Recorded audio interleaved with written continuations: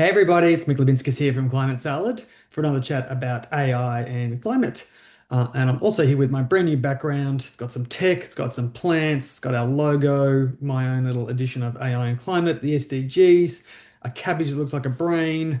Love it. So we're just going to jump in and have some conversations about a few things about climate and AI. An interesting one today, really about the just transition. And obviously, we've got these two massive mega trends of AI and climate coming together. And what it means for developing nations is I think really, really interesting. To think that, so it's 20 years ago that I was in Tanzania and spent some time there and been back to Africa a few times. And obviously, I don't know there and have a full understanding. But I think it's a really important thing to consider about how do we use these two mega trends to step forward, both in terms of energy and AI. One of the big things, obviously, will be when AI gets to be fully democratized and available for everybody, a little bit like mobile phones have become. And I think certainly some of Google's technology is able to be fairly well deployed on mobiles. This is really particularly important when you think of AI as a tool for actually climate action. Obviously, there are big things like battery chemistry, and then there's really things that are critical for maybe everyday life in terms of sustainable agriculture, distributed energy resources, etc. So I think was an interesting article here on Mirage about what are the opportunities and risks for developing nations. Some of the key things it highlights is what are those fundamental tools that are going to be needed on a daily basis. It also has a big conversation here around resilience, which I think is really, really important. How do you actually take incredible products like Flood Map and make them available to the average person to be used, especially since weather is something that's going to get increasingly more problematic as climate change comes into effect.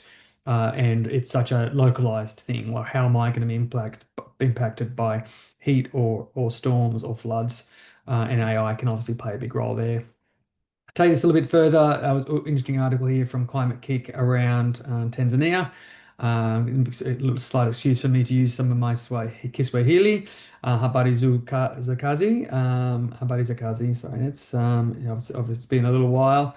Really interesting here in terms of this conversation around access to data to be able to to use AI, and this concept of crop failure to precision farming. And this could be a really enormous change in terms of SDG 2 around reducing hunger in the world, and obviously again making much more of the world more um, more able to produce crops. And obviously, as if climate makes things worse, we might be using AI just to get things to remain as they are. But hopefully, again, there are opportunities to make improvements here. And this is a lot around adaptation and resilience. But again, these can we use AI to put precision agriculture in the hands of every small lot farmer in the world? And you see here again in terms of the numbers, we've got 65% of Tanzanians living in rural areas and agriculture 25% of the GDP. So AI and agriculture are one of those really, really big opportunities for developing nations to use AI in a really good way. Clearly here as well, everyone's talking about the tembo in the room. That's elephant in Swahili again. So I'm just throwing that little one in.